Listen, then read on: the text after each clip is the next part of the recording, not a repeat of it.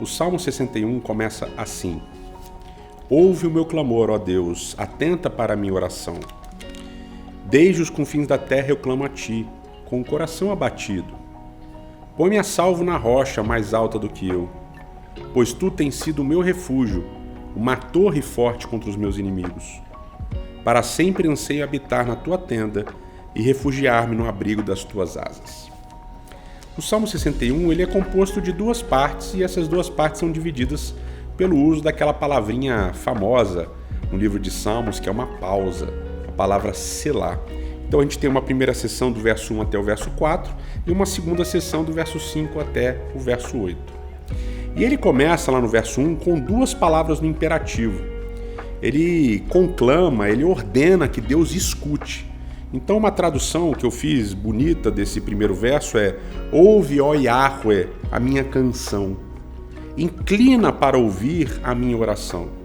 Então ele coloca dois verbos em paralelo, dois verbos no imperativo, o verbo ouvir e o verbo inclinar-se para ouvir, e ele coloca canção e oração em paralelo. E a palavra que ele usa aqui para canção é a palavra riná, que é uma palavra que aparece em outros contextos como uma canção de alegria, uma canção de gratidão. Mas aqui no Salmo 61, claramente essa é uma canção de súplica. Ele está pedindo a Deus, ele está ordenando a Deus que escute a oração dele.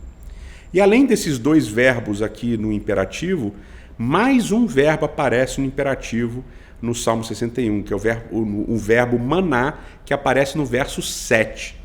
E esse verbo ele pode ser traduzido como alguma coisa como ofertar, como comissionar, alguma coisa nesse sentido. E a tradução do verso 7, feita por mim, diria o seguinte: que ele seja entronizado para sempre diante de Deus. Graça e verdade comissiona para guardar sobre ele. Então aqui o salmista ele ordena, ele faz um imperativo, ele dá uma ordem para que Deus comissione, para que Deus oferte, para que Deus dê ao rei graça e verdade. O que é interessante desse Salmo 61, que a gente pode aplicar na nossa vida, é que o salmista aqui ele está fazendo uma súplica, mas essa súplica não é apenas por ele, essa súplica é também pelo rei.